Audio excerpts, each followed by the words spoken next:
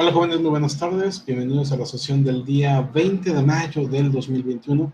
El día de hoy estaremos haciendo un repaso sobre lo que hemos visto en nuestra primera unidad, ya que como les adelantaba el día de ayer, el día viernes tendremos nuestra primera evaluación de conocimientos. Entonces vamos a empezar a trabajar un poquito con esto para recordar todos los temas que hemos estado viendo. Durante todas las últimas 4 semanas hemos trabajado con marcas desde distintas perspectivas, desde su construcción y también desde su protección, desde los elementos por separado y los elementos conjuntos. Hemos visto marcas todo este tiempo. Y repito, lo hemos visto desde distintas perspectivas. Recordarán cómo en un inicio les hacía una pequeña muestra de distintas marcas y ustedes trataban de adivinar, número uno, de qué marcas se trataban y más o menos qué es lo que se identificaba con cada uno de ellos. Teníamos, como en este caso, la marca de Audi, en la cual ahora, al día de hoy, nosotros entendemos con mayor claridad que se trata de una marca inominada a partir de su clasificación respecto a protección de marcas tradicionales. Pero también como identificador de diseño, entendemos que se trata de un símbolo solo o un símbolo puro, ya que no incluye ninguna parte de sus letras. Estamos hablando entonces de una marca que permite a la gente que lo identifiquen de forma sencilla. Asimismo, a partir de lo que hemos venido aprendiendo durante estas últimas semanas, entendemos que Audi utiliza 4 círculos. Y comentábamos cuando se mencionaba la psicología de las formas, por ejemplo, que cuando se utilizan círculos dentro de un logotipo, cuando todo este es un círculo, representa aspectos relacionados con creatividad, aspectos relacionados con adaptabilidad, con versatilidad, con globalidad incluso. Aspectos que precisamente trata de reflejar la marca o la empresa con su marca, mejor dicho. Incluso cuando veíamos aspectos como la psicología de colores, entendíamos cómo ciertas tonalidades tienen algunos efectos sobre la mente de las personas, de los consumidores principalmente.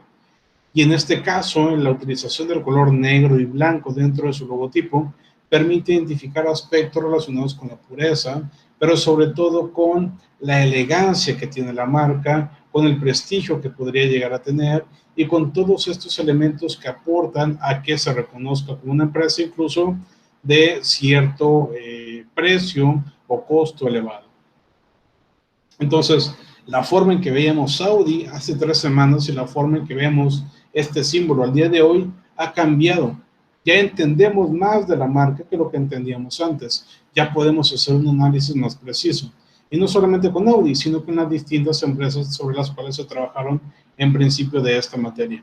Vemos, por ejemplo, el caso de Dell, que es una marca mixta, tiene letras y también tiene figuras. Y desde el punto de vista de diseño lo denominaríamos como un logotipo con fondo.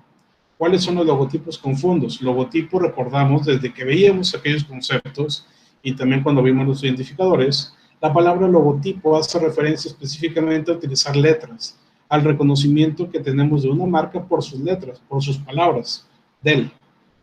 Y en este caso el logotipo con fondo porque la parte de atrás o la parte que lo engloba es un círculo que si no tuviera la palabra Dell no significaría absolutamente nada, solamente es un círculo y ya.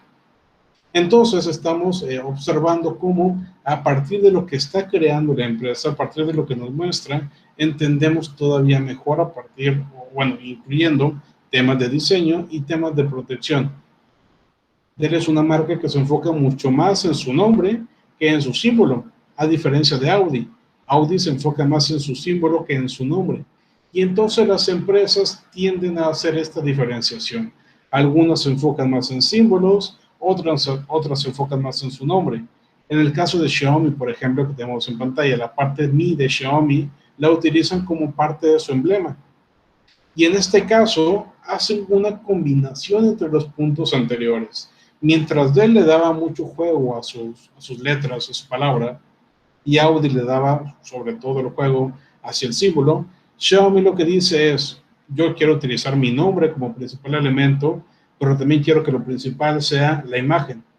Entonces hay que combinar ambos elementos y crean una marca como esta en la cual tiene una letra M y tiene una letra I, pero la M no es una M normal, una letra común, sino que tiene ciertos estándares o estilización distinta a una M tradicional.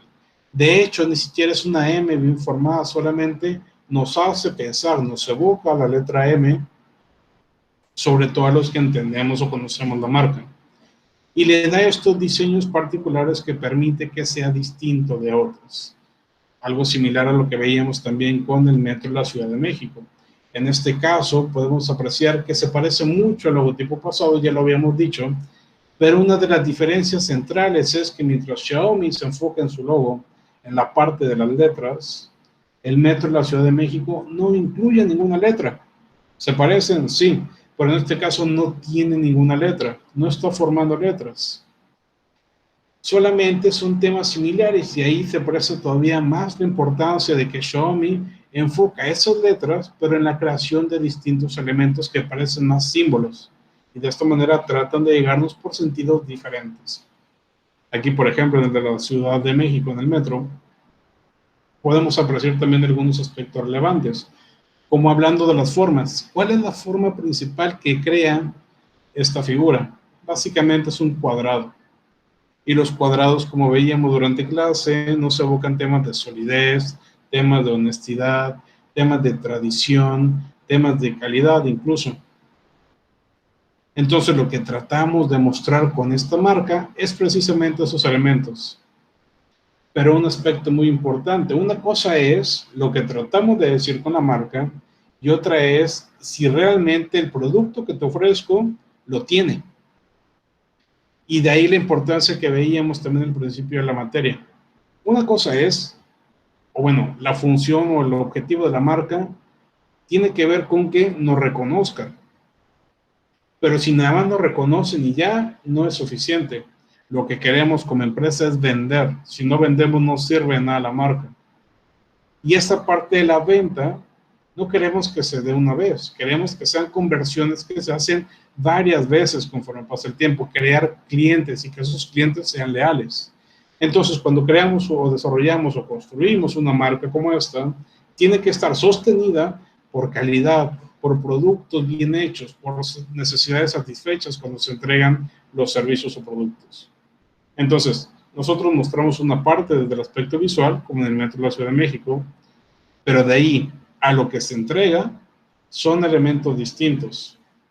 Ya sabemos lo que pasó con este servicio de transporte hace algunas semanas en la capital de nuestro país. Pero en todo caso entendemos cómo es que las marcas vienen a ser construidas y formadas y entonces empiezan a penetrar nuestra mente. Se abren ese cancho para que estén allí y no tengan ni siquiera que mencionar de qué se trata o a veces ni poner claramente su logotipo para entender que se trata de una marca en específico, como este caso de Pepsi. Mientras que hay otras que siempre enfocan toda su estrategia de marca a mostrártela, como el caso de Louis Vuitton, que incluso tiene cierta tipografía muy particular, orientada hacia la utilización de tipografía serif, con esta patita o colita dentro de cada letra, lo cual nos indica cierto tipo de elegancia, pero también de tradición, de calidad y sobre todo de precio. Estamos hablando entonces de un elemento bastante distintivo para la industria de la moda, por ejemplo. Muchas empresas, sobre todo empresas de renombre, utilizan tipografías que son script o que tienen serif. Las que no lo utilizan normalmente no son tan caras, algunas sí, otras no.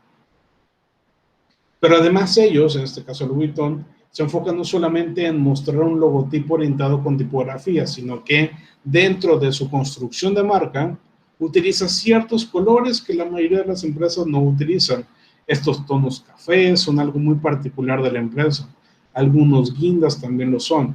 Y el uso de ciertos patrones como los que vemos en pantalla nos hablan de toda esta versatilidad que hace la organización. Hay empresas a las que les funciona utilizar cierto tipo de imágenes, hay otras a las que no. Tenemos una manzana aquí que ya platicamos al principio de la materia que podría ser entendible o no. En este caso no lo es tanto. Applebee's, por ejemplo, necesita forzosamente poner sus letras para que tenga una mayor claridad, un mejor entendimiento a la hora de verla.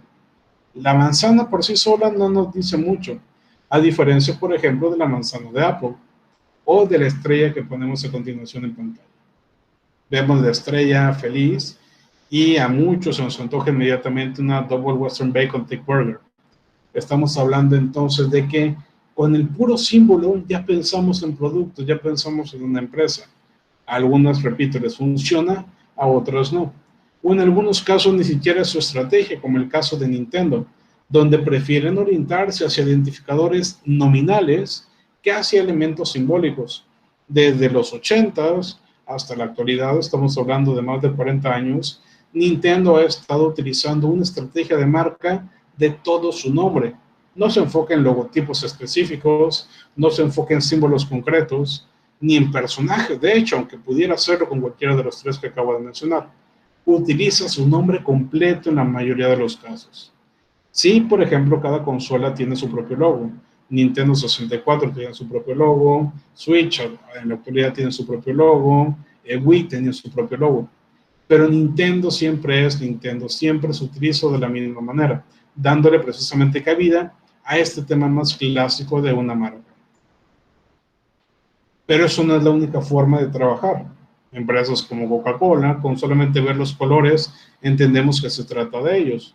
Lo mismo con empresas como Adidas o algunas otras que basta con relacionar un color con un elemento para saber que se trata en este caso de Starbucks o en este otro de McDonald's. Son elementos entonces que fueron creados a partir de una construcción de todo lo que los estrategas de marca quieren que nosotros sepamos, entendamos y relacionemos fácilmente. Nosotros que estamos aprendiendo esto, debemos de precisamente generarlo de la misma forma. Tratar de identificar cuál es la mejor estrategia para que la marca que yo quiero que penetre en un mercado lo logre hacer. ¿Cuáles son los principales elementos que quiero mostrarle al consumidor? ¿Qué es lo que quiero que entre en la mente de las personas? Quiero que sean los colores, quiero que sea el nombre, quiero que sean las formas, quiero que sea la tipografía, quiero que sea el símbolo, quiero que sea todo esto, o quiero que sean otros elementos. Al principio de la materia, recordarán, comentamos algunos conceptos. Incluso les encargó una tarea de definiciones. Y en esos incluíamos precisamente isotipo, que tiene que ver con símbolos. La palabra símbolo también se las encargué. La palabra logotipo, que tiene que ver con las letras. Y algunos adicionales. Uno de ellos viene a formar uno de los elementos centrales de muchas empresas cuando hablamos de la construcción de una marca. Y mencionábamos precisamente un caso bastante claro que es el del Dr. Simi. Estamos hablando de los personajes. Y cuando hablamos de la construcción de una marca, el personaje, como les decía, en muchos casos, viene a fortalecer e incluso a generar un mayor reconocimiento por parte de la empresa y de las personas que la propia marca. El caso del Dr. Simi es algo sobresaliente que permitió que una empresa de farmacias llegara no solamente a nivel nacional, sino internacional. Farmacias similares están en Centro y Sudamérica, y es principalmente por estrategias de publicidad orientadas hacia la presentación de este personaje. Entonces tenemos todo lo que está alrededor de la marca y también los personajes que forman parte de esta imagen institucional. Y a esto todavía le podemos añadir otros elementos como lo puede ser un eslogan, que para este momento ustedes ya saben que en las leyes mexicanas no solamente se llama eslogan, se llama aviso comercial. Y sabemos que los avisos comerciales tienen ciertos atributos. Ahorita los vamos a recordar otra vez. Pero entonces, todo esto en su conjunto viene a formar la imagen empresarial. La imagen que queremos que la gente vea, la imagen que queremos que la gente conozca y reconozca. A partir de lo cual van a saber qué decidir, qué comprar y qué no comprar. Elementos o representaciones de la entidad, de la organización, de la institución que estamos representando, y que normalmente identifica elementos en dos sentidos: elementos visuales y elementos que no lo son, elementos tangibles y elementos intangibles. Entonces, una construcción de imagen empresarial incluye desde las cosas que podemos ver, como las marcas, los logotipos, cosas que podemos tocar, como las instalaciones, los personajes, pero también cosas que no podemos ver o tocar, cosas intangibles. Recordarán, por ejemplo, el video que veíamos en la primera semana respecto a esta conferencia de marcas que marcan, y cómo dentro de una institución tan grande como lo es Disney, pueden reflejar esto que estamos comentando también. un parque de diversiones en el cual dentro de su tienda de souvenirs entienden tan claramente lo que es la imagen empresarial que prefieren dejar de ganar 6, 7, 10, 20 dólares de un producto para hacer feliz a un niño. Porque lo que estás haciendo no es perder producto. Estás logrando que en la mente de ese niño se esté formando un sentimiento bastante claro de lo que está viviendo en ese momento. Y que en el momento en que va creciendo va a recordar hacia atrás. Y va a recordar ese momento en el que una señora grande dentro de una tienda de souvenirs en el lugar más feliz del mundo logró que realmente se convirtiera en el lugar más feliz del mundo cuando le obsequió ese souvenir. Y entonces ese niño al momento de que ya es adulto va a querer llevar a sus hijos hacia nuevamente a Disney. Entonces la imagen empresarial se construyó así. Dentro de Disneyland o dentro del parque en el que se encontraba, había branding en todos lados. Ahí estaba el Disney pues en todos lados, había personajes, estaba Mickey Mouse en todos lados, pero además había aspectos intangibles como la actitud de las personas que trabajan allí que permiten fortalecer todavía más la marca que estamos construyendo. Si no tiene un soporte adicional, la marca con sus solos elementos visuales no nos va a ayudar en su totalidad. Al final de cuentas, lo que tratamos de hacer es que con todo esto, con la construcción de esta imagen, entremos en la mente de los consumidores. Y por un aspecto fundamental, porque queremos que nos diferencien fácilmente de otros en el mercado. Recordando nuevamente el video que veíamos al inicio, cuando tenemos una marca, su función es muy clara. Permitirle al consumidor tomar decisiones de manera rápida y sencilla. Que el consumidor tenga la posibilidad de tomar decisiones rápidas y sencillas. Incluso por ahí les apliqué algún cuestionario en su momento en el que ustedes identificaron aspectos como este. Y la analogía que se hacía en el video en aquel momento es bastante clara. Imaginemos que estamos cruzando una avenida y que de repente viene un camión a toda velocidad. Normalmente, ¿qué haríamos? ¿Corremos o nos detenemos a pensar? Ese camión como que viene muy rápido. ¿Debería de caminar yo más rápido o me quedo aquí parado? Si me quedo parado, ¿será que me atropella o no? No, se me hace que sí se da cuenta. Pero pues bueno, debería tomar la decisión rápido antes de que... ¡Bam! Y pues ya te mató. Cuando tomamos una decisión de marcas, no es tan drástico como eso, pero es bastante similar. Porque así como no te quedas detenido a ver si te atropella el camión, sino que corres a cruzar la cuadra, cuando tomas una decisión de marcas, lo que haces es hacerlo de forma inmediata. Imaginemos que entramos a una tienda, pasamos al pasillo de pan y no vamos a detenernos 25 o 30 minutos para ver cuál es el pan que más me conviene, cuál es el que tiene más producto o el que tiene más o menos de cierta cosa o lo que sea. No.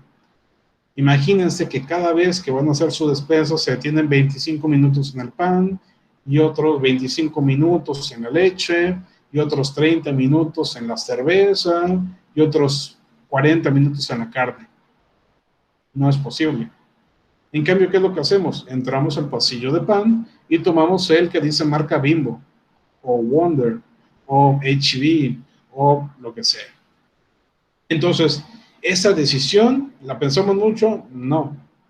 Simplemente tomamos el que ya conocemos. ¿Cómo lo reconocimos? Por esa marca. Y es lo que estamos tratando de hacer. Facilitar la diferenciación. Para que la decisión sea rápida, sea sencilla y no te tengas que detener a pensar mucho. Entonces, los beneficios de tener una buena imagen empresarial incluyen además que tu empresa se verá fortalecida porque vas a atraer mejores inversionistas y vas a conseguir a los mejores trabajadores. En todo caso, inicialmente construimos nuestra marca a partir de identificar aspectos visuales de ella. Aspectos relacionados principalmente a dos sentidos. Número uno, la parte simbólica y número dos, la parte nominal. Cuando hablamos de la parte simbólica, ustedes recordarán, también lo podemos dividir en tres categorías, pero como su nombre lo indica, nos enfocamos principalmente en el símbolo, en la parte del isotipo, como lo conocimos al principio. Y esta parte de isotipo tiene que ver con las figuras o los dibujos que incluye la marca. Hay algunos casos donde solamente hay figuras, donde no se incluye ningún tipo de letras, que al día de hoy ya conocemos que se llaman marcas innominadas, como las que en diseño denominamos símbolos solo, los que tenemos en la parte superior, como la de Lacoste, como la de Nike, como la de Shell, como la de Cruz Roja que tenemos ahí hasta arriba, que en este caso está colada, como recordarán, el caso de Volkswagen. También hay identificadores simbólicos que incluyen logotipo, es decir, que incluyen letras. Y en este caso hay de dos tipos, no se confundan. Está la logosímbolo, que se dice como si fuera una sola palabra porque la imagen precisamente está uniendo en un solo elemento la parte de la imagen con las letras. Pero un aspecto importante de los identificadores simbólicos es que la figura por sí sola tiene una representatividad sobre la marca. Es decir, con solamente ver el dibujo entendemos que se trata de X marca. ¿Ok? Podemos, por ejemplo, quitarle las letras al logosímbolo o al logotipo con símbolo y de todas formas sabríamos de qué marca se trata. La diferencia entre estos dos es que el logosímbolo, repito, están unidas y el logotipo con símbolo están por separado. Podemos apreciarlo, por ejemplo, en el caso de Paramount, en el logosímbolo, que las letras están dentro de ese círculo azul que está en la imagen. Mientras que en los logotipos con símbolo tenemos, por ejemplo, el caso de Pepsi, que está por una parte la figura y después, a un lado, las letras. Están separados, pero en una sola imagen, más no están unidos como en el logosímbolo.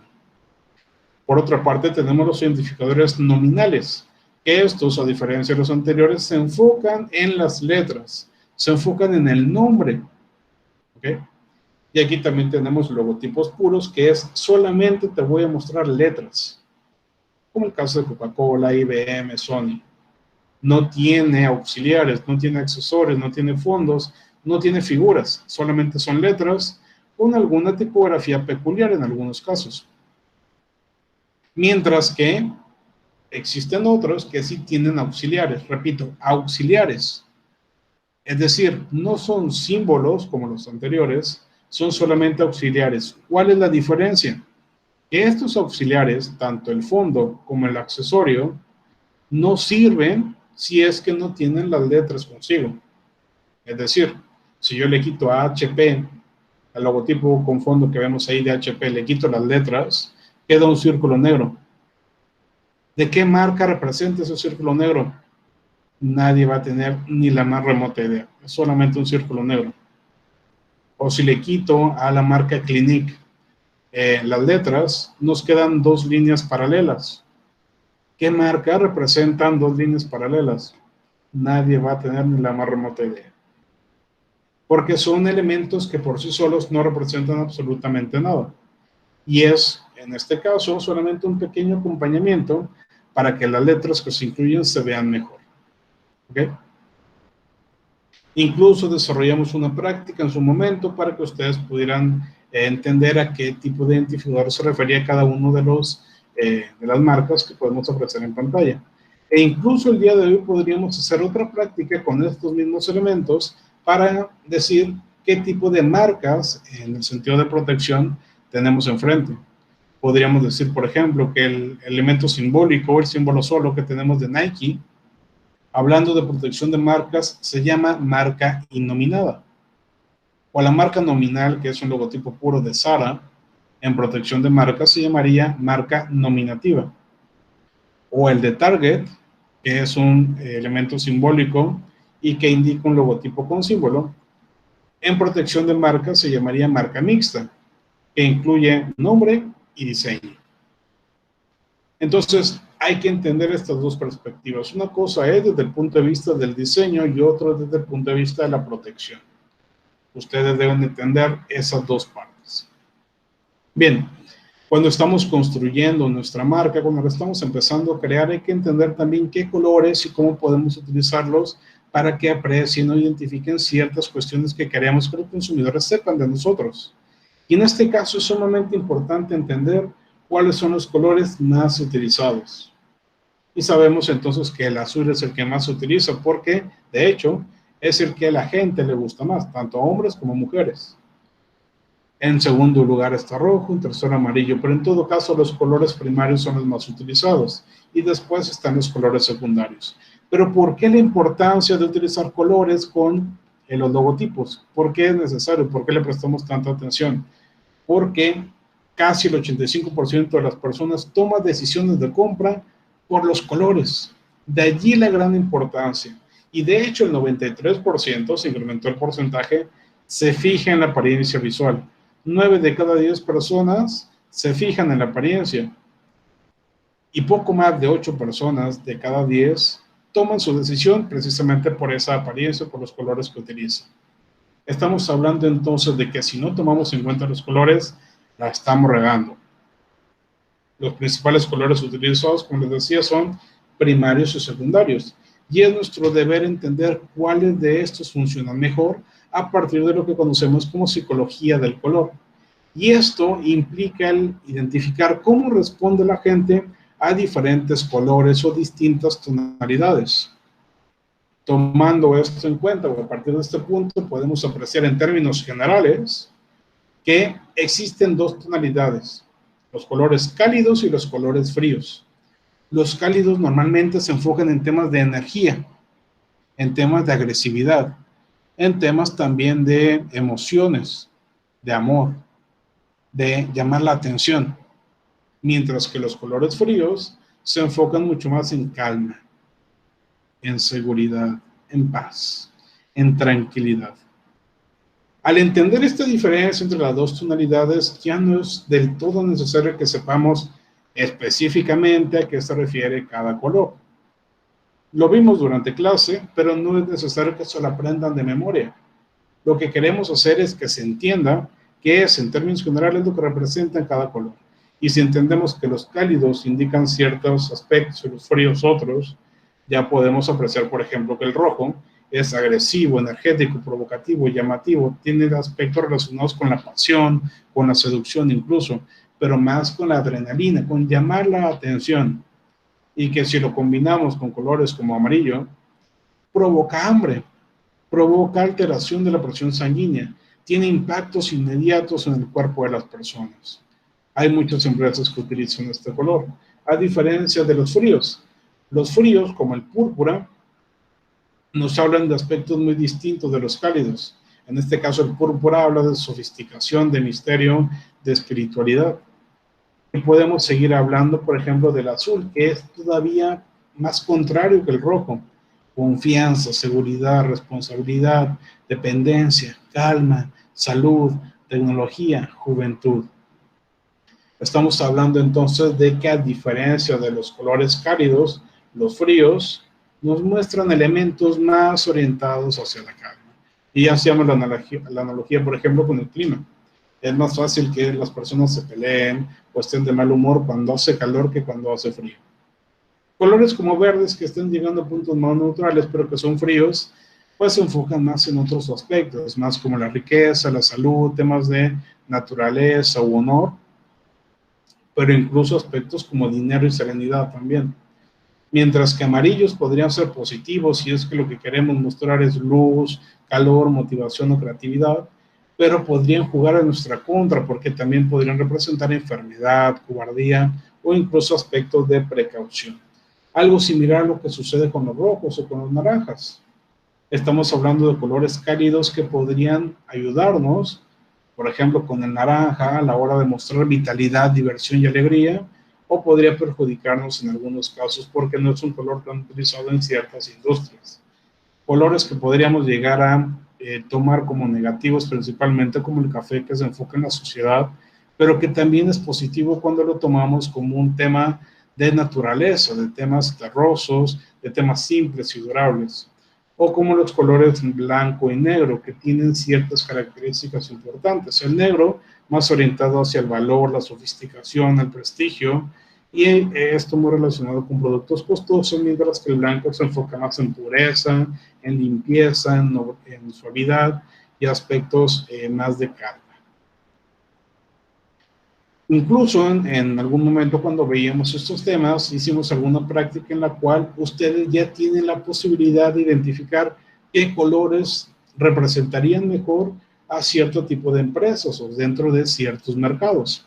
Por ejemplo, platicamos que una veterinaria es mejor que utilice colores más relacionados con la calma, con la salud, como lo pueden ser blancos, azules, pero también temas relacionados con la naturaleza, como lo podrían ser verdes, incluso cafés en algunos casos en los que la veterinaria tiene un enfoque más agropecuario. O un restaurante de comida rápida que básicamente por unanimidad escogimos colores cálidos, rojos, amarillos, naranjas, principalmente porque provocan hambre, pero también porque nos ayudan mucho a llamar la atención de las personas para que vengan a consumir a nuestro restaurante. O los lugares para videojuegos, que en este caso fue mucho más ambigua la respuesta. Podré incorporar colores más oscuros o más claros dependiendo de a qué mercado quieres llegar. Podrías incluir colores más llenos de vida, vitalidad, dinamismo y diversión, como lo podría ser un color naranja más orientado hacia los jóvenes. O podría incluso utilizar colores más cálidos de sofisticación o de cierto tipo de misterio, como lo podría ser un color morado. Incluso verdes, que aunque hablen de naturaleza, y aquí estamos hablando de videojuegos, se podrían utilizar en ciertas tonalidades, como lo pueden ser tonos neón o tonos fosforescentes. Universidades y bancos, que normalmente estaríamos hablando de temas que reflejen confianza, que reflejen seguridad, como tonos blancos y azules, pero también podríamos utilizar otra gama de colores dependiendo de lo que utiliza dentro de cada, por ejemplo, universidad en cada facultad. Y una facultad de agronomía sería distinto de una facultad de abogacía y una de administración y una de ingenierías. Cada color lo podemos reflejar dependiendo de lo que tiene cada servicio que brindamos o cada producto que ofrecemos. Además de la psicología del color, platicamos un poquito de la psicología de las formas, principalmente de 3 elementos. El círculo, que nos habla de temas como adaptabilidad, creatividad y flexibilidad, que ya platicamos con lo de Audi al principio del día de hoy. Mientras que por el contrario tenemos los cuadrados que hablan de seguridad, solidez, resistencia y estabilidad aunado a la tradición. Básicamente son elementos contrarios. Y viene a un punto el triángulo a llegar como a la mitad entre estos dos, porque por una parte nos habla de esa solidez, de ese poder que tienen, así como los tienen los cuadrados, pero además del crecimiento, la inspiración y la vitalidad para seguir avanzando, como lo tienen los círculos. El término escalonado o el tema escalonado que tienen los triángulos nos ayudan a percibir eso en primera instancia. Hay otras figuras más ambiguas, como los hexágonos, que nos hablan de unidad o trabajo, mientras que hay otras más complejas, pero que de hecho son más sencillas de entender. Sin ver, por ejemplo, la pantalla en este momento, si yo les digo que piensen en un corazón en sus cabezas, ¿qué emoción o qué sentimiento se les viene a la mente? Pensando en un corazón, podemos hablar desde un sentido mucho más materialista, en imaginarnos días de San Valentín, 14 de febrero, y esto lo podremos relacionar con novios, con pareja, con amigos, con familia incluso. Y al momento de imaginarnos esas relaciones pensamos en amor, pensamos en amistad, pensamos en felicidad, pensamos en una serie de emociones bastante concretas. No fue necesario leer que el corazón nos brinda sentimientos, felicidad y amor. Se entiende rápidamente si nos ponemos o nos detenemos a pensar un poquito. Si pensamos en una línea en nuestra mente, ¿qué es lo que refleja esto? Pues una línea recta, podríamos estar hablando de cierta rectitud, solidez, estabilidad. Podríamos hablar también de la unión entre un punto y otro. Podríamos hablar de que cómo se mueve un sentido. Y es precisamente lo que representa: unión, enlace, comunicación, relaciones, dinamismo. Una estrella que se enfoca en éxito o espiritualidad. Y no tenemos que pensar mucho, pensemos en la estrellita en la frente que nos ponía nuestra maestra del kinder cuando hacíamos las cosas bien. Es decir, cuando tenías algún éxito. Y desde pequeño ya estamos relacionando esta forma o esta figura con lo que representa. O una cruz. Yo les digo, piensen en una cruz. Muchas personas van a hablar o van a pensar en la Cruz Roja, que tiene que ver con una organización que se enfoca en ayudar a las personas en ciertas situaciones. La cruz precisamente habla de la unión, de la asistencia, la colaboración y el equipo. O muchos podrían relacionarlo con temas religiosos, que al final de cuentas el mensaje de esa religión en particular habla de temas de unión, de colaboración y asistencia en muchos sentidos. En cualquier caso, las formas vienen a ayudar a fortalecer todavía más el mensaje que estamos creando. Y si lo juntamos con los colores, cada vez hacemos más fuerte nuestra marca. Pero no son los únicos elementos. Existe una tercera psicología, que es la psicología de la tipografía, con lo cual podemos quizá entender todavía mejor cómo es que funciona la mente de las personas a la hora de que perciben algo visual. Por ejemplo, el caso que veíamos con Litter, que lo ponemos en primera instancia con este tipo de letra y no representa nada, un nombre X, pero lo ponemos en cursiva y ya pensamos en algo, uy, qué elegante. ¿Por qué tan elegante, Homero? O podríamos pensar en Litter, en un tipo de letra como este, y es mucho más juvenil. Entonces, la misma palabra escrito diferente representa distintas maneras. A final de cuentas, era solo un marcatextos barato. Pero entonces, cada tipografía tiene sus características. Las que tienen serif o esta colita dentro de las letras nos hablan de temas más tradicionales, respetables, serios, institucionales. Mientras que otras marcas utilizan tipografías más neutrales, como las que no llevan serif, las sans serif. Esta neutralidad, esta seguridad, este minimalismo permite que las empresas entonces no se vean tan anticuadas, aunque tampoco se van a ver tan recientes. Brinda un poquito más de seguridad, de solidez, de tradición, pero sin ser anticuadas como las anteriores. O tenemos otras que pudieran ser más elaboradas, como las cursivas o las script, que nos hablan de elegancia, de creatividad, incluso de seducción o de afecto. Y otras mucho más modernas, como esta, que precisamente ese es su nombre, que nos habla de temas de tendencia, de tecnología, de temas de futuro. Finalmente, hablamos de elementos que podríamos considerar como decorativos, tipografías que son únicas, que son exclusivas, que pueden ser casuales y en muchas ocasiones divertidas. Tipos de letra que no son tan comunes, que las empresas deciden o decidimos crear para que nos reconozcan de forma mucho más sencilla que utilizando una tipografía más tradicional.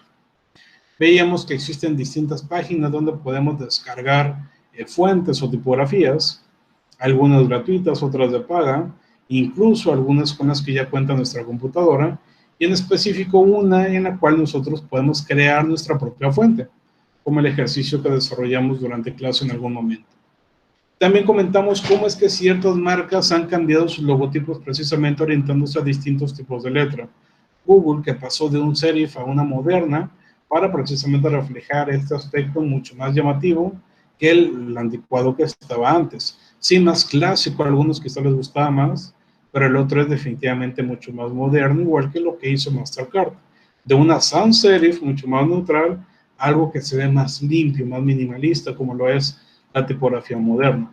O casos más extremos como el de Pepsi, que ha utilizado prácticamente todos los tipos de letras. Script, sans serif, moderna, deco, en algún momento seguro utilizó también con serif, pero que en la actualidad, así como todas las anteriores, llegaron a un tema moderno, pero sin dejar de lado la utilización de aspectos decorativos. Finalmente, en la última semana estuvimos trabajando sobre signos distintivos y a este punto ustedes ya saben que existen 4 tipos de signos distintivos principales. El primero de ellos, el aviso comercial, que normalmente le llamamos eslogan, como lo comentamos al principio de hoy. El eslogan que tiene ciertos atributos bastante claros.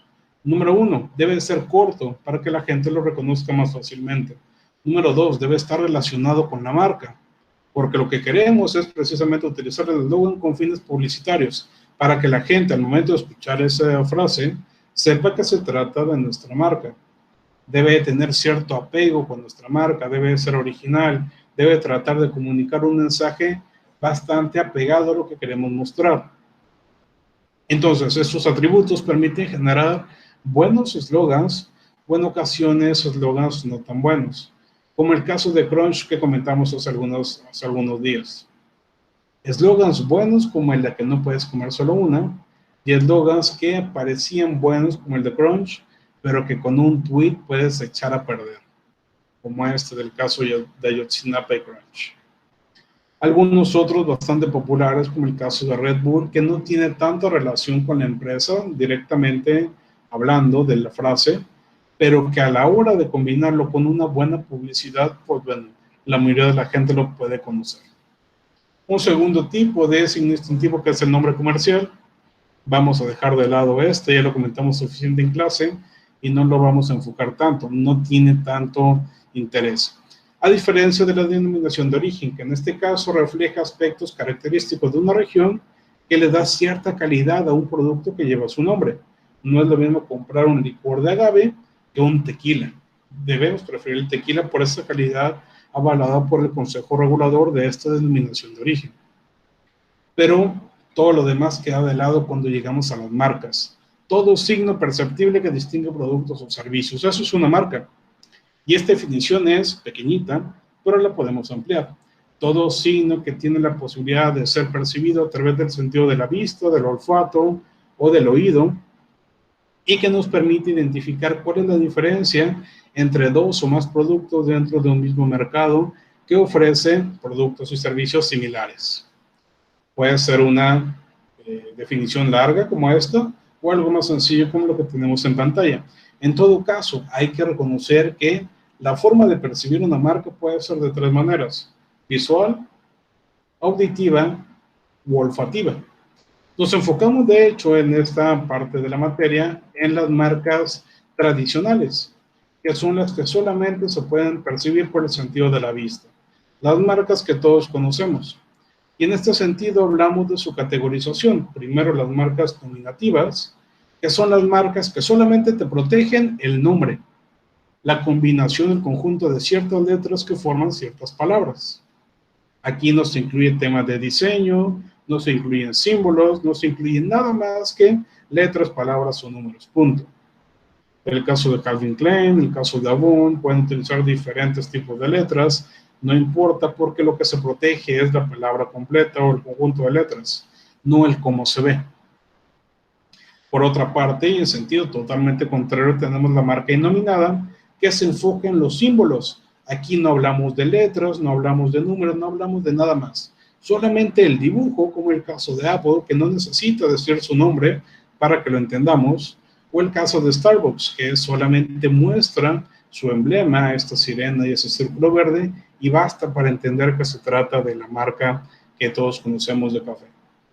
Marcas tridimensionales que deben de cumplir con un alto, un ancho y un fondo o profundidad, y que normalmente son productos, pero estos tienen que tener formas originales.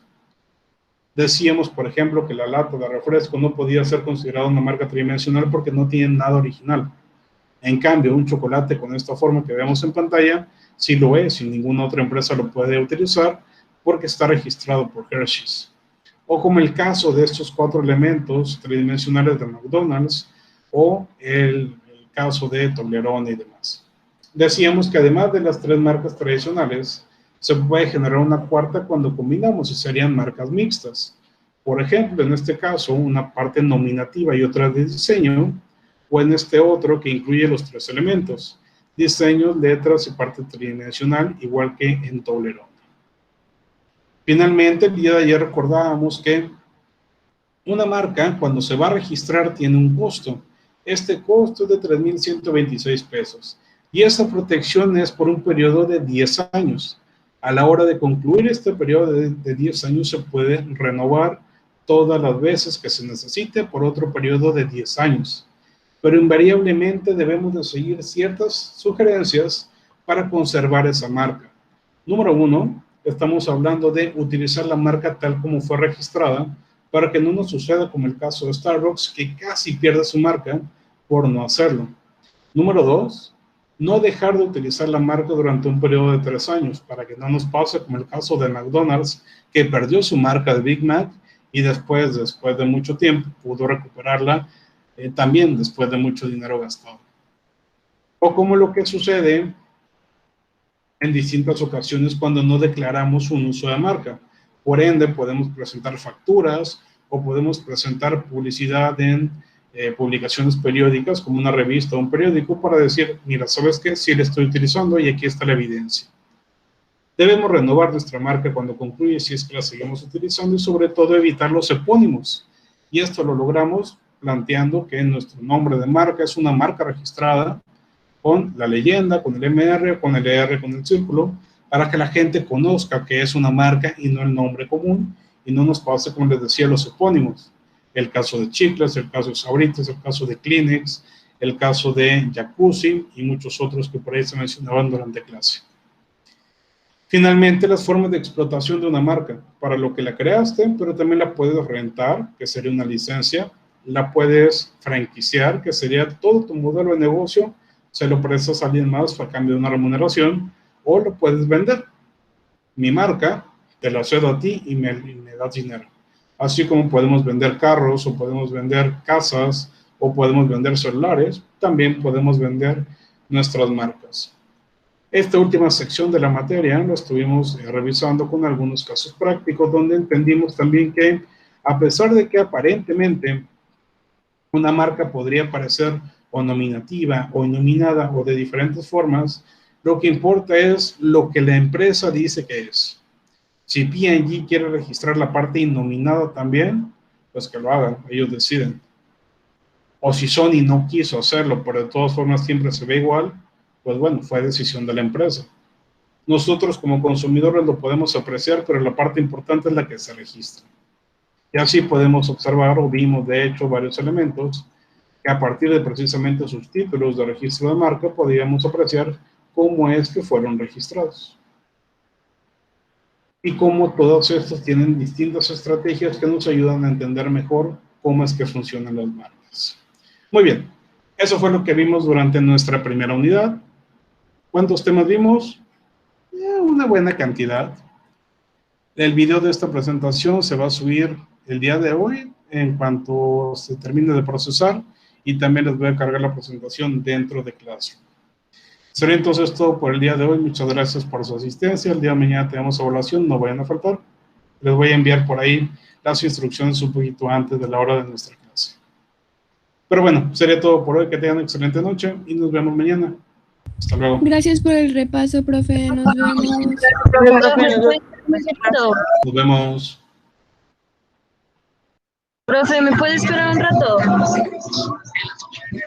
Sí, aquí te espero. Ok, gracias.